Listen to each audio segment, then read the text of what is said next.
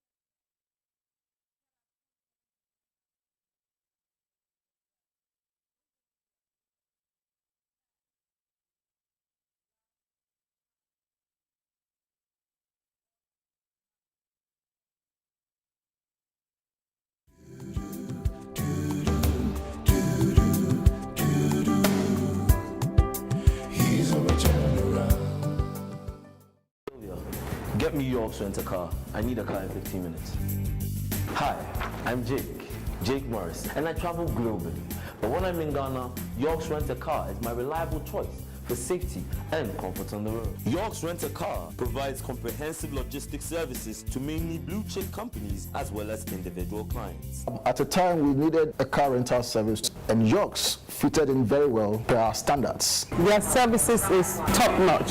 Drivers are on time. It was beautiful to see them behind the wheels, and anytime they pick up a guest. Get ready for this gripping conversation with leadership and organizational development practitioner, facilitator, certified coach and speaker, Taka Awori on Springboard, your virtual university. Development and evolution as a leader comes when you have time to reflect on your practice. We're finding increasingly is that employees, staff want to be led by people who seem like other human beings to them. Join us this Sunday, 5th March at 7 p.m. on Joy 99.7 FM, Facebook, YouTube, and Twitter at Albert N.E. Ocran. Catch the retelecast on Saturday, 11th March at 6 a.m. sharp on Joy Prime. Sponsors: Enterprise Group, MTN Pulse, UMB Bank, and media partners Joy FM, Joy Prime, and Graphic Business. Springboard, your personal value will shoot up.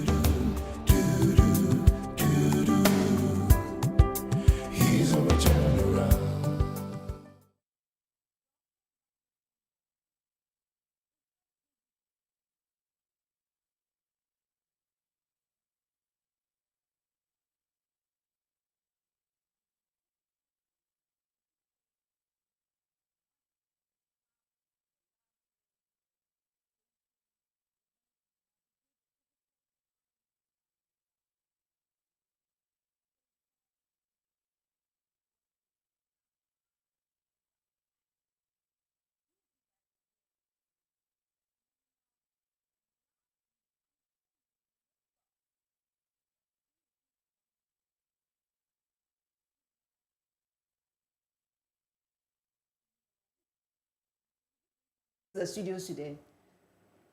See, I'm coming from the office. So we have our phenomenal relationship chef here, PG Sebastian, who will tell us a thing or two about how to make our relationship, our marriages work. PG, you're most welcome. Thank you. Thank you so much. I mean, and you've been rocking the cyberspace since you started the series here. And you know, we want to focus on marriage. Right. So, we've been in love. Why do we need to marry?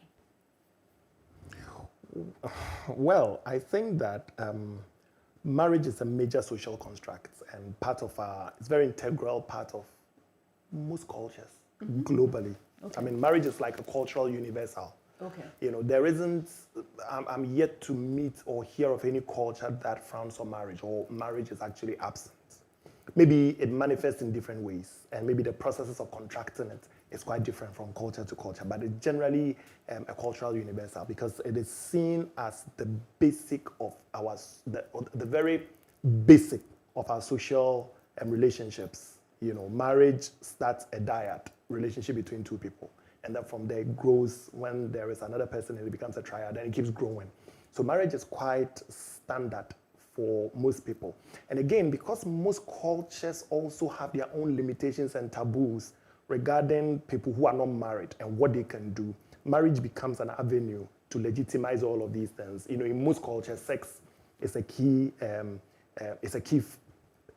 part that, or it's a part of that culture which is considered to only be enjoyed in marriage.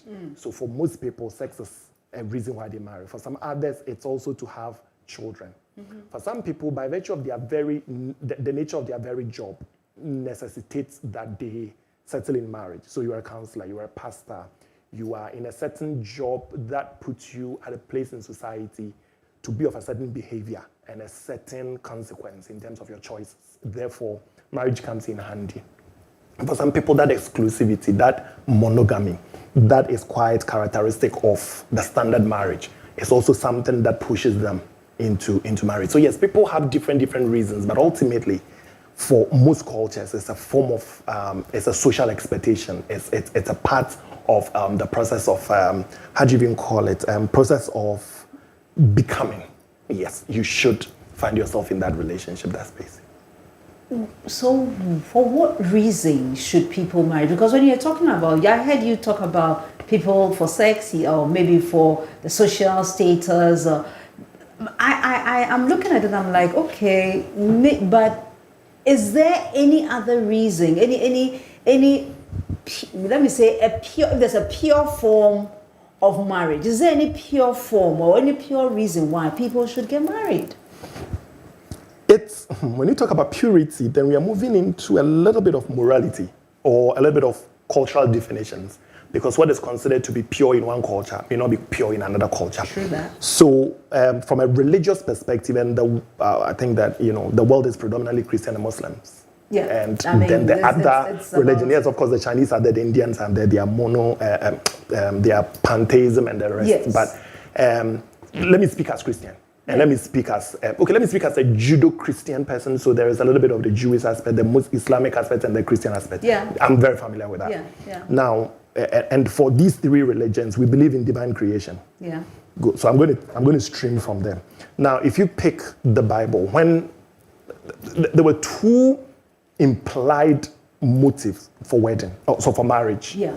The first one was the need for man not to be alone. Again, I use the man advisedly, not in a literal meaning. Even though in the Bible it was quite literal. So let's look at the person. Yes, it's not good for a person to be alone because human beings naturally are relational. Yeah. We tend to congregate. We are, I've forgotten the word. So we live in a cultural mix. Yes. Yeah. So now the Bible says it's not good for a person to be alone, for which reason another person was created. So marriage primarily exists for companionship. Companionship. That's the primary motive for marriage. So that's the pure. Yes. I don't remember. Exactly. The primary motive for marriage. Exactly. It's companionship. Nothing else. Fantastic. That was exactly the reason why another man was not created for Adam, but a woman, for that balance. Now, the companionship is not just physical companionship. It's also sexual companionship. It's intellectual companionship. It's financial companionship. It's psychological companionship. and all sort of companionship. So if you come to the book of Ecclesiastes, it says that then two are better than one because they receive a better reward for their labor. It says that they shall lie. For me, when they introduced, they shall lie and be warm. I understood it through the lens of marriage. So they shall be, they shall. And it says that one shall chase 1,000, two shall chase 10,000. So there's an exponential aspect of it when it comes to that kind of companionship. So marriage primarily is for companionship. And the second is for procreation. The two of you should dominate the earth, fill it up, and take possession or whatever. I've forgotten the exact choice of words. But it's something around that area that also talks about the fact that marriage is for procreation. However, procreation, at the time that instruction was being given to the couple, Adam and Eve, the world was virtually empty. It was vacant. And so there was room for a lot of children. Now we find ourselves in a place where we are 8 billion. And people are finding different purposes for their marriage, especially in the area of companionship, that procreation doesn't stand on top. Some people are thinking, you know what, we don't want to have our own children. Can we adopt? Can we take care of a family member? And that kind of thing. So procreation, though it's a cultural expectation, it's not a must. And then again, some people, for medical reasons, can't even procreate. But for companionship, it's a must. Which is why I find it quite problematic when people marry and they are going through a lot of problems. They can't talk. They don't agree on anything. And people are still saying stay together because you are married. Where is the companionship in it? I mean, what is the purpose for God creating Eve for Adam if Eve and Adam were not going to talk? There was a purpose. The whole idea was for them to be together. You know me, when I'm talking, I don't have filters. So for me, it's these two key things: companionship and procreation. Everything that we keep hearing, a lot of Christian inference, and marriage is a destiny, it's a calling, and it's a battleground. I don't know where it came from in the Bible. I don't know. Marriage is a purpose. I don't know. It's for procreation and companionship. If I'm happy with you, if I can call you my friend, I'm good. And if God blesses us with children, that's good. Fantastic. So having shown the reason why we marry based on our social setting, and then having maybe identified somebody that you recognize the person as being someone that you believe you are very good with and you would like to spend the rest of your life with, and so you want to go ahead and marry the person. Is it good that then one day I come and say, okay, okay. So I go to Albert and say, Albert, because I don't want any wahala. After the program, I go to Albert and say, okay, Albert, we are married. Or is there a process that one has to go through to come to that goal of being married? Well, I think that yes, there is a process. It could be a very formalized process, or it could be an informal process. But whichever way, for me, the basis is for you to know who you are going to get married to. You need to know them from an intimate perspective, not sexual. As an intimate, that's like deep. You need to know them from within. Not just the lateral. Not just on the surface, exactly. You need to know them deep. And as part of knowing them deeply, family is involved. You need to see where they come from. You need to see the home they're coming from. People take these things for granted. They think that, I marry a person. But as Africans, and actually it's not even an African thing, it's a cultural universal. Globally, you don't marry an individual. You marry into a family. If you marry somebody and you're alone with them and their family members are away, that is their family dynamics. But that is not it. But we marry into family. So you want to know the family you are going into. Because for some family, everybody's crazy. Except the person you're going to marry. So if you assume that they are correct, so the family is correct, I mean, yes. They are the people who collapse your marriage for you, not the two of you. And in some family, everybody is correct except the person you're going to marry. So at least, if you make a mistake and you don't see it in time and you marry them, at least when something happens, you can fall back to them. But at least get to know the family. Get to know your thought pattern, whether we share a lot of things in common, where we are going, and then all of that. But that's the bit of the informal aspect. Again, there's also the health aspect. You may want to run some tests. Make sure that you and the person have a certain compatibility. Maybe your your sickling is probably not something that if you marry somebody of a similar sickling, you are going to probably possibility 1 out of 4, you are going to have children of a particular sickling, and that can also have its own issue. But do all of that. But again, this is the informal side. Formally, you may want somebody to guide you. Okay. Somebody to handhold you. And that's where counseling comes in. So now let's settle on counseling. Right. Right. So why is it institutionalized across across? Yes, the counseling institution is quite strong. Okay. Yes, very strong. So globally. what happens when you come for marriage counseling? I've never done something before. Yes. Again, like like I said, it varies in outlook depending on the culture you find yourself in. The more advanced, the more structured and well-regulated environments, they tend to have a lot more secular counseling. Even if it's not secular and it's religious, it tends to be backed by some regulation, some control. Yeah.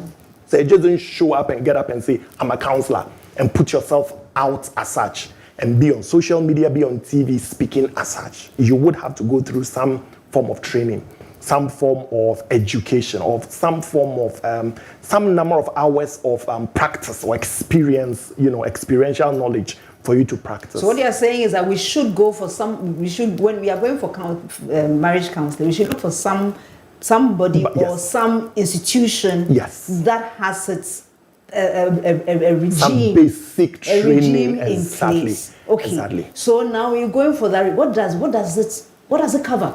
So again, it's a very complex and broad spectrum. It's not very simple to have a one-size-fits-all. Okay.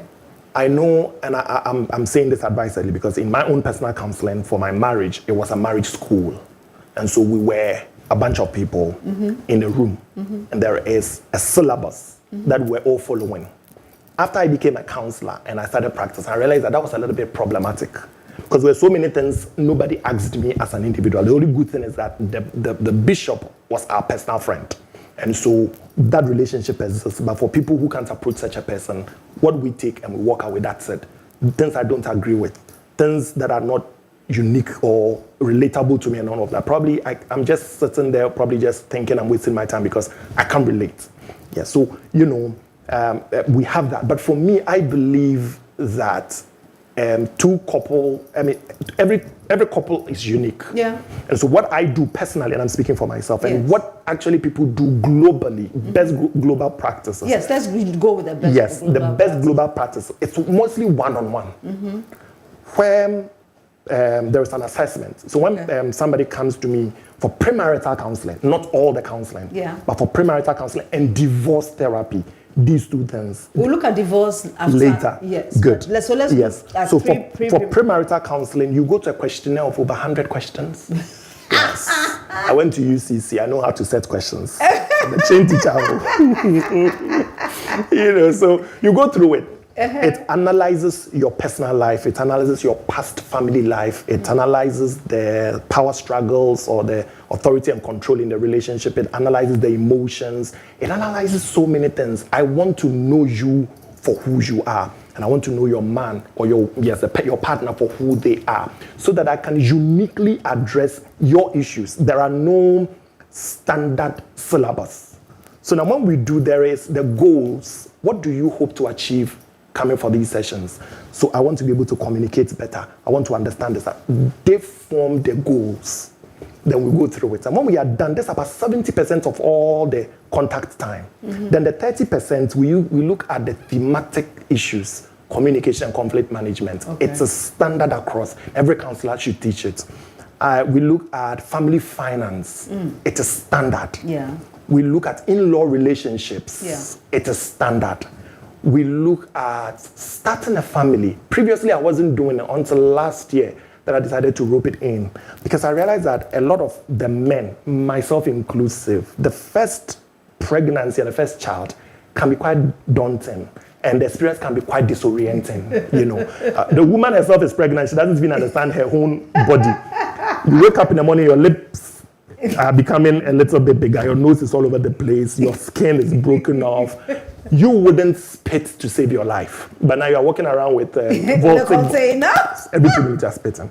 And then you are bedridden. Your best perfume, you don't even want to use it again. Your makeup, you see it and you feel like throwing up. In the night, we used to sleep with air conditioner 25. Now you want it 16, and even 16, you are sweating, and your husband shouldn't touch you. And all of that, it can be traumatic, especially for the men. Because, sometimes we take these things personal because we think that it's a personal attack. It is not. The woman doesn't even know what she's doing. Her hormones are all over the place, And then you go through all of this. Sometimes people have miscarriage. Exactly. Who is there to help them? Exactly. You do the thorough anomaly scan that normally they do within 4-5 months of pregnancy. And then you find out that maybe your child has a disability. Yes. How do you prepare yourself exactly. for that? And then you go through, you pop, and then there is the postpartum period. Yeah. Sometimes from right after delivery all the way to like 6 months, it's mild to extreme. So sometimes you don't even feel it. Sometimes it's postpartum psychosis. Yes. And then all of that, how do you go through that? And then you are dealing with a man who got you pregnant on your honeymoon. So he hasn't even enjoyed the marriage for so long. Within 1 month, he started giving him drama. So now a baby has come. But now, who told him or who told we didn't know, ma. We didn't know. You didn't know. We didn't know, ma. We didn't know. If we had known, I would have waited now. Exactly. So guys, let me tell you, as much as possible, when you get married, wait small, at least 1 year. Enjoy a 1 year honeymoon. Just yesterday, I was telling a client that we did a postmarital, I'm doing a premarital counseling with. I told them, listen, unless there is a timeline you need to meet, give yourself 6 months to 1 year. Yeah. Enjoy each other. Because you don't want to be like in economics, you have increasing returns. When the thing is rising or then pregnancy comes, then there are complications. So you can't even have the full of, and then it becomes complicated. And then the children never leave. So then for the next 20 years. I keep telling them that as well. Because, can you imagine the first child comes 18 months, there's another one. You haven't even adjusted. No. You haven't been able to, the woman hasn't been able to separate your needs from the needs of the children. And the child. children don't know, they are not ones, they demand. And the mother instinct, you are in the middle of it, the child start crying until we push you aside. Baby needs to mama baby. Until then, I grown his waiter. And then before you know, the child is like 2.5 years trying to potty train and adjust, then there's another one. It can be for some people, it's back to back. And you see the woman, she's all over the place. You see the man, he's all over the place. So for me, starting a family is something I take them through. Yeah. I've taken my time to learn these things from my friends who are pediatricians, and then all of that, my own experience with my 3 kids, going for antenatal with my wife and everything. So that knowledge comes in handy, and I take them through it. And you can see the shock. The humility, I tell you, have been humbled. The guys go through because they were thinking that this all nice. Just kiss. No, it's not kiss. So we do that for the 30%, and then we think we are good. My general contact hours is just 10 hours, so that's 10 sessions, and a session is an hour. So we do it on hourly basis for 10 weeks. Those who are in a hurry would want to do 2 sessions a week. So we end up doing it for 5 weeks. I believe that the length is not really as important as the issues you are resolving. So there are some people, 10 weeks is good. For some people, you may have to postpone it. There is this, this guy and a lady who came, both doctors in Canada. And we're doing the counseling. And the questionnaire, so you fill yours, your partner feels theirs independently. Nobody sees what they feel. There are 2 portions of the questions that are 10 questions. Questionnaire that 10 sets of questions each. It's on a scale of 1 to 10. Score yourself and you score your partner. So let's say for expression of emotions, I express my emotions well. Like on a scale of 1 to 10, score how you express your emotions and score your partner. It was so shocking. If the guy scored himself 10 and scored the lady 8, the lady will score herself 8 and score the guy 10. So it's like their scores were consistent. Like they knew each other. They knew. Sometimes I just feel like you people, and I'm happy for you. You people are friends. They were fun. They knew. They were like bonded. Synced. Yes. So for such people, we just go through that. This one I don't have problem, and we go through it. This one we don't have problem, we go through it. But for some people, you need to take your time. Sometimes something that you should have done under 30 minutes, you do it for 2 hours. Because the issues are a lot. It keeps coming. I have a question, but we need to go for a quick break. So let's go for the break. And then when we return, please remember this question. What if we are not compatible? We are going for a break. When we return, PG would answer this question quickly. Don't go anywhere. I mean, you should know what you are getting into because, as they say, our real crime was something. You should know that this is how it is. This is how, at a point, it can be. So you should know everything about it before you enter. It helps us know certain things we don't know about marriage. And also, those doing the counseling already have experience, which helps with the young ones coming out. Personally, I feel like it's not essential because, I mean, if you have a spouse, that means you were ready before marriage and you've already gone through the dating aspect and everything. So what's just left is just coming together because you've already known each other and everything. People need to get counseled about marriage before getting into marriage. Like, you need to know what you are going to get yourself into. Counseling is educative. It teaches a lot of us about things we should know about marriage. Mostly, it also helps to improve our self-esteem, and it helps us know what to do and what not to do in marriages. I prefer a professional counselor because with church, mostly sometimes they know the individuals getting married, which prevents them from splitting out some issues. But being a professional, we don't know the person. So the person splits out everything we need to know in a marriage.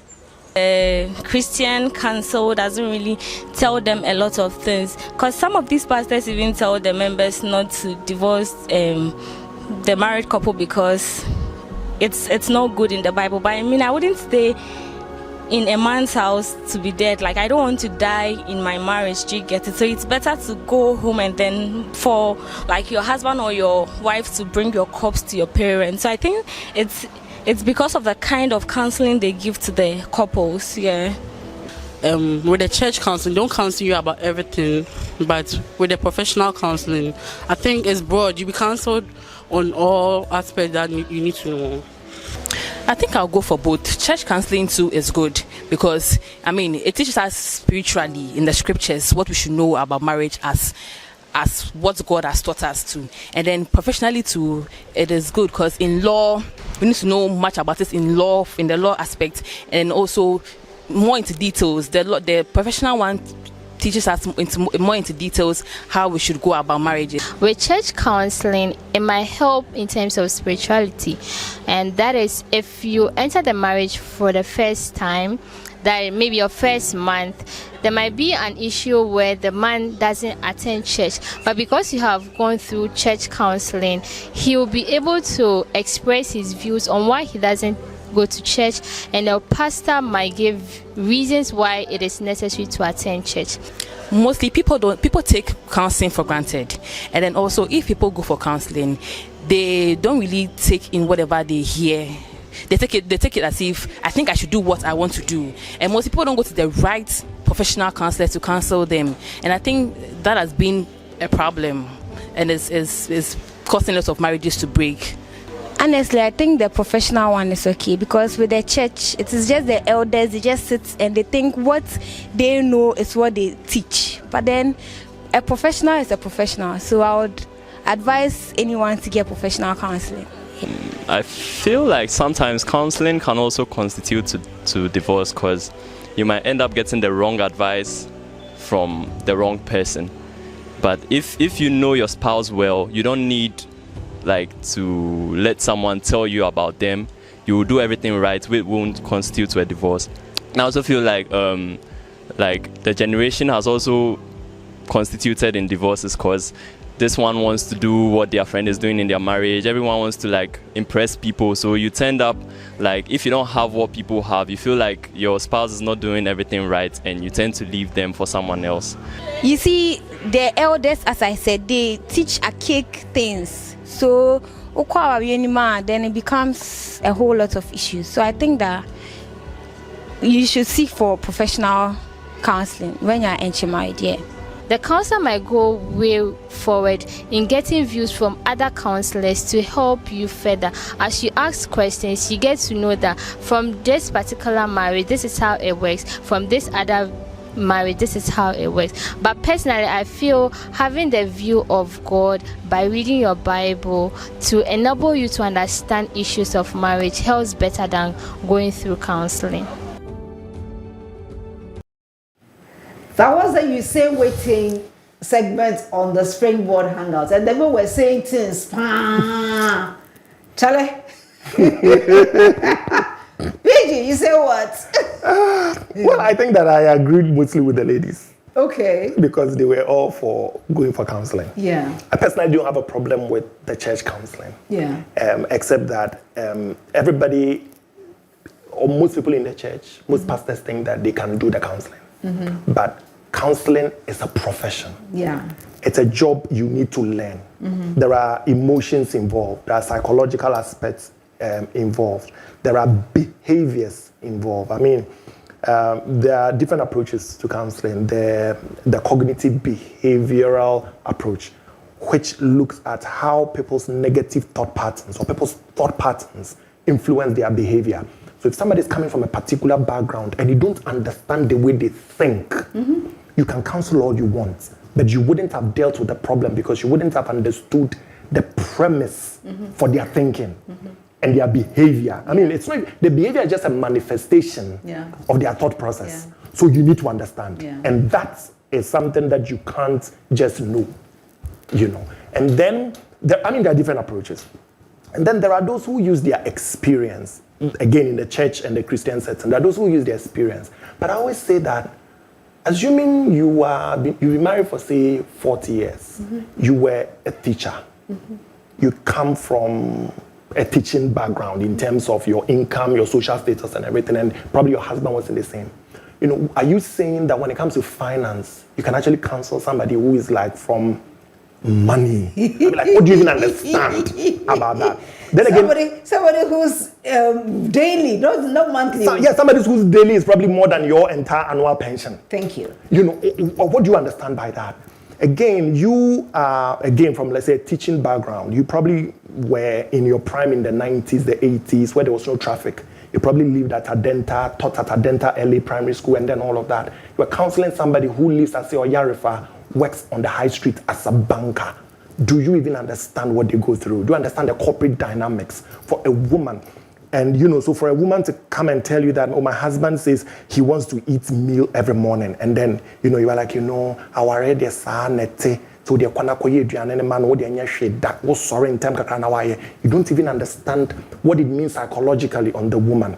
That she has to do all of it, which means that she has to reduce her sleep by 1 hour. Meanwhile, she drives that traffic for 3 hours, go and come. So she's already tired. Come and help her husband who is sitting down, cross the leg, waiting for the woman to come and cook for him. And then you do all of that, 11:30, 12, you jump on the woman. By the time she finally closes her eye to sleep, it's past 12. She has to wake up at 4 o'clock. What are the implications? You've forgotten about the woman deciding to exercise. Yes. Now all of that, you know, what happened? What are the implications on the woman's performance at work? What are the implications on her career progression? What are the implications on herself and her own mental well-being? And some of these things, when it comes, you need to sit down and tell the person, but sometimes, you know, we don't do that. So yes, these are the areas where you find that people are using their own experience, their own challenges and everything to counsel, and it's not rooted in science. Sometimes the people are looking at you, they can't even relate. So they come and they walk away. They don't come back again. And so I think that, you know, and I think that the Vox Pop that we did, a lot of the people, you know, literally talked about that, you know, in that sense. So I don't have a problem with church counseling per se, only if the counselors themselves are educated, they are trained in the arts of counseling, they are willing to look beyond themselves to see the broader picture, they are aware and in trend with the times, so that you can connect with the 35-year-old doctor, can connect with the 40-year-old lawyer, can connect with the 30-year-old banker and meet them at the point of their need and help them solve their problems. So, yes, counseling is good. Church counseling is good. Professional counseling is also good. even jumping on the question that you were asking about the compatibility bit, you know, sometimes you get to find that people are not compatible, but they are not compatible in an extreme way. With the right skill, you can realign them so that there is a level of compatibility, a level of synergy that can come out. You understand? So it's a lot of skills, it's a lot of training that one needs to go through to come to that place. And if we are not getting it, it doesn't matter whether the person is in a church or the person is professional or the person is secular. If that skill is not acquired, then you're about to ruin a lot of people. Right.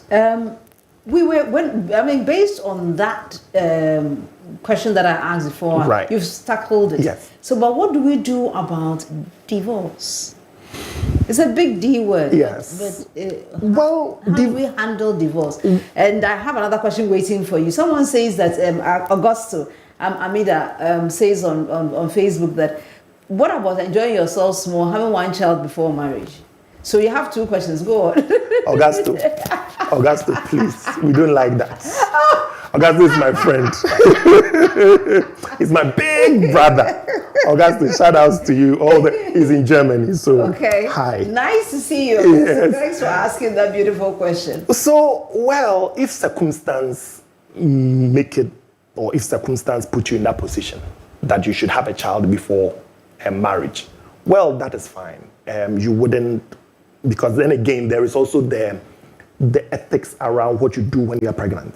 To abort it, to keep it, pro-life, you know, pro-choice, all of these things are there. So assuming you decide that you want to keep it. No, but let me say that, before I even say this, let me say that pregnancy shouldn't be a basis for somebody getting married. Let me say this to young men and young women. Because sometimes it was just a one-off sex. You didn't even like the guy that much. Now, one casa will not see us, no born in kitty, you wanted to do something, and then you got pregnant. I mean, we understand that these things, they happen. One night stand, no protection, you got pregnant. We understand. Maybe you had even broken off. The day you broke off, 2 days later, you realize that, my period should have come 3 days ago. And so you go, you find out you are pregnant and you have to go back. Please, if it wasn't part of your plan, if you don't intend to marry, if you are not married or you are not getting ready to marry or anything and pregnancy comes, I would want you to wait, pop, finish, think about your choices, sit with elders, agree whether really this is the person you want to marry. Because you see, my uncle, I was having a conversation with my uncle one. I mean, I'll come back to the question, but I was having a conversation with my uncle one day, and we're talking about what God has put together. Let no man put asunder. And he asked me, Uncle Ato, he asked me, George, so what if God didn't put it together? What if pregnancy put it together? What if you like the person, you like their money, so you went chasing after them? This is not God. This is your greed. So at what point in time are we able to establish that this is of God? Is it where the pastor prays over it, then it becomes God? Or it is when from day one God was part of it? So if you can't answer these deep religious questions or spiritual questions, don't make divorce and anything a question of what God has put together. Let no man put together. Let no man put asunder and everything. Because you can't even prove. You and I know this marriage, God has nothing to do with it. You only went to church when you found a girl and prayed and said God should protect her for you. God also did. But was it his perfect choice for you? Or you compelled him to do it? Yeah. Exactly. So, you know. That's a beautiful question. Exactly. I mean, Mom and my uncle, it was so profound a conversation. I never forgot. And it changed my impression about that notion when it comes to, you know, divorce. But yes, if you find yourself with a child and you feel you like the person enough to want to go ahead and marry the person, then that's fair enough. If you feel that you are better off without this person, because much as you like them and all that, there are deep fundamental differences that you don't think that marriage will overcome, then you are better off. But then again, there are consequences. As a single mother, yes, people will look at you in a particular way, they will judge you in a particular way. As a single mother, probably most mothers wouldn't want their sons to marry you. As a single mother, you will have to deal with that reality. And it is not whether you like it or not, it is a fact. Globally, if a single mother, it would take a certain kind of man to be interested in you. The same way for a single guy and you have a child, most ladies look at you like, okay.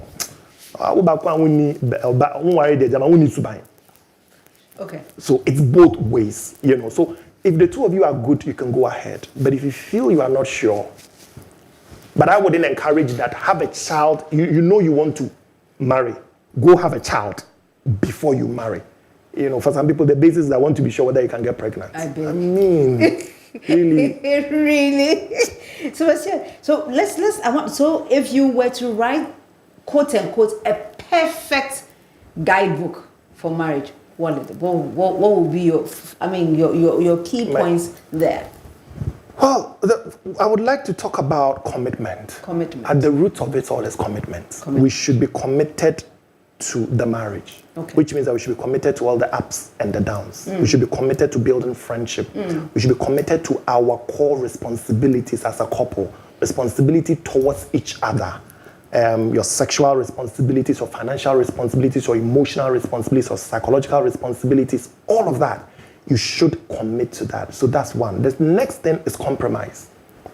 Without compromise, you can't get any far.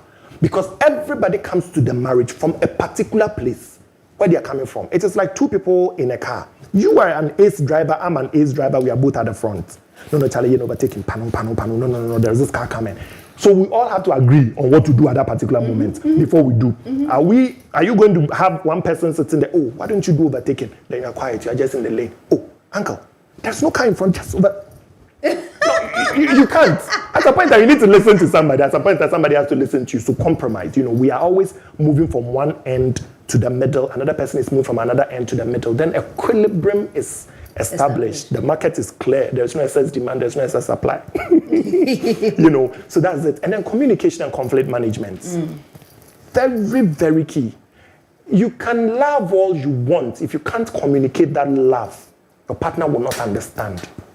You can be in the most terrible emotional state. If you are unable to communicate those emotions, your partner won't understand. You will be so unhappy about what is happening in your marriage. But until you're able to communicate it, your partner wouldn't know.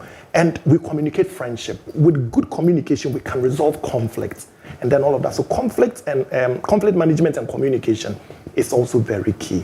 And then I also believe that shared interest is very good. Because, it's very difficult when two people are going in different directions in the same marriage. We can't do anything together. We can't agree on anything. We have different thought patterns and everything. It makes it difficult. It's like you struggle. But can you imagine if we all seem to understand things? You know, Uncle Albert can call you and say, oh, Comfort, watch me okrum. Me penny bia. I want to work a table market course. And your market course never be. Oh, me to be amo. Or, you know, you can see something and say, oh, Albert pepe. You don't even need to pick a phone and call him because you know him. There are some couples, they can't do that because you don't know each other. But they are married, they have kids, they live together. Because I mean, no, a different person. Oh, me here, you know, so knowing each other and having a lot of shared interests, what it also does is that we tend to congregate around similar things. So if you like golf, your partner like golf, so we are golf playing, we're all going to play golf. So we are meeting friends and making friends in the golf fraternity. So our lives are better. Yes. Richer. So, exactly. So shared interest is one. So for me, these are key. And then some good knowledge of finances will help. Because sometimes two people come from different backgrounds with different financial attitude. So one person becomes a drain. You know, maybe not necessarily intentionally, but they're just wasteful. Or one person is extremely frugal with their finances to the point that it becomes a problem, you know. So I think that these are quite key. And then maybe I'll just say support. Domestic support. You know, let's learn to support each other. Yeah, for me, these are quite key. Yeah. Fiji, you are such a rock. Thank you so much. Thank you for the key things that you talked about, what will make our marriages rock. And with that, we'll go for a quick break. When we return, we'll come to the Ask Comfort segment. Don't go anywhere.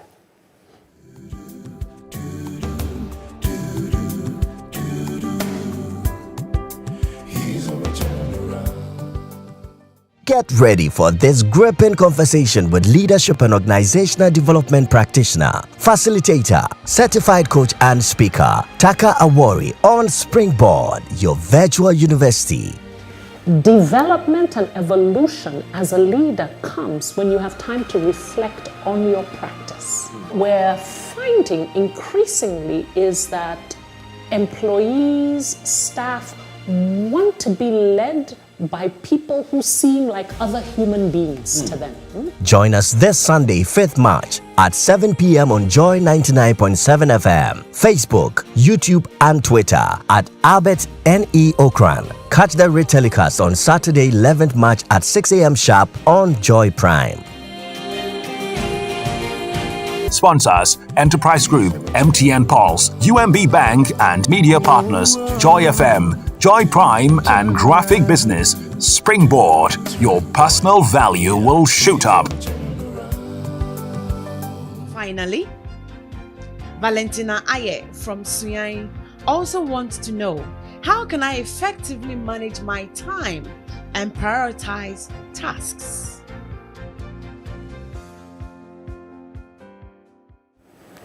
Hi, and thank you for that question, Valentina. It's a very interesting question, and I'm glad I had the opportunity to talk about it.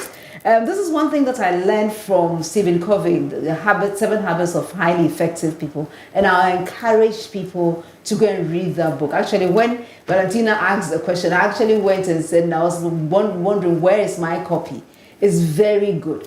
Now, he goes through 7 habits, and then in his habit 3, he talks about how to prioritize. He talks about doing first things first.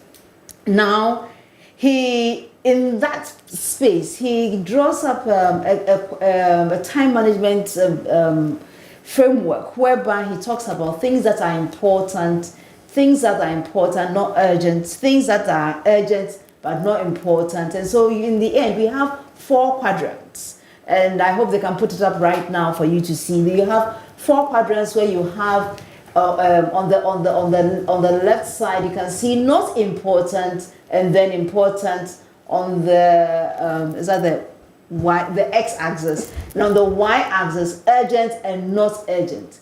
Now, if you mix the two, you would have urgent and important. So that is where you talk about crisis, you have emergency, you have pressing problems. You have urgent, but you have important, but not urgent. So that is also the second quadrant. You have the third quadrant is not important, but urgent. So what will happen is you see that under the first quadrant, after the first quadrant, you see that you have emergencies, or let's say your exams. If you're like some people that I know, you have waited and waited and waited. It's a day to the exams. Then you now say, hey, I haven't learned for my thing. Oh, what should I do? And then you sit up all night. You've created an unnecessary emergency, but really you didn't need to if you had taken your time to focus.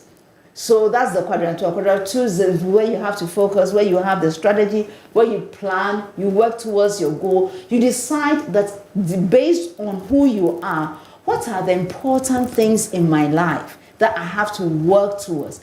And you look at your life and you look, maybe you're a student or maybe you're a worker, but then you are a manager. So the managing is part of your work that you have to think about. But then you are a pastor as well. So you need to think about your church. And then somewhere along the line, you play Scrabble, So those are things that you need to focus on. It's not urgent, but they are important because that's what makes your life tick. Yeah.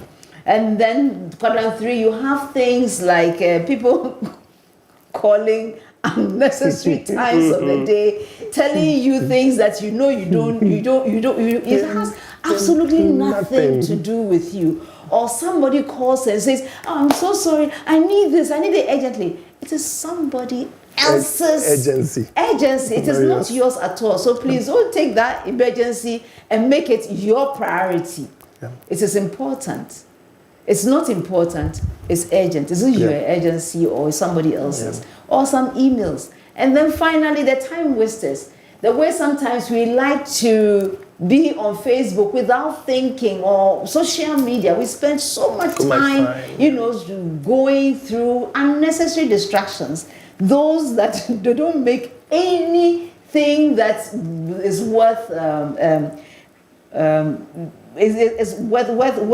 So please, You have the urgent, you have the not urgent, you have the ones that you have to avoid, and the things that you must limit. Now, what you must do is that, my friend, find out what are my. So first, before you even start this planning thing, first you have to find yourself, what do I want to achieve? So that must be your focus. And based on that focus, at the beginning of every week, or maybe at the end of every week, you come to yourself and say, okay, when I look at myself, I have 5 main areas I would like to focus on. What are the big things that if I do this week, it will really help push my agenda of being maybe leaving a legacy for the next generation, or being able to close that contract in the right time. So first, if we look at my table today, you find we have rocks here, we have some pebbles here. So the rocks are the focus, the quadrant 2 stuff. So the rocks are the quadrant 2, which we must focus on. I'll say these pebbles are the ones that we need to manage. We have to make sure that they don't become emergencies. So you have to study in time for your exam. You have to maybe that phone call that you have been postponing for the past 5 years. You have to make it before the person calls and says that if I don't get what I want in 2 hours time, I'm canceling my contract with you. And that's $1 billion contract. So you have the rocks as well. Then you have sand, which is the one that you must avoid. Lord, please open it for me. Why did the person close it so hard? Hey. You see yourself, you can't open it.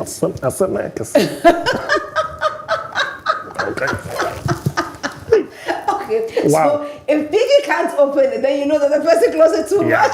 This is it must be avoided. I know, right? Have you been Wow. able to No, open it? I couldn't. You couldn't? I couldn't. Wow. It's quite, I don't know how. Oh dear.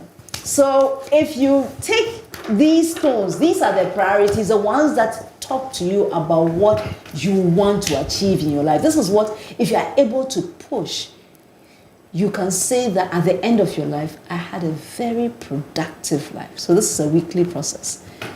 Take these weekly things and put them in your week first. So I have to make this important phone call on Tuesday. However, the one that's the proposal must be sent on Friday. So by Monday, it should be ready. I give it to my boss for him or her to look through. So you fill your week with the important things first. They're not urgent, but important things first. Now, based on that, you now have, it seems like your week is full, but because these ones are very small, they are, let's say, you are there and then your daughter is sick. It's an emergency. Yeah. You can't say that because I have rocks to do, I will not deal with that emergency. So you still have time for that. So you have this, and you can see that they are filling around they are going around the rocks. So you are able to fill your life with the things that are an emergency but not important. You're filling your life with the things that are an emergency. They're important, but they are not urgent. So you can see that I've been able to fill more than half of the rocks because I made the right things first. I focused on the right things first, right?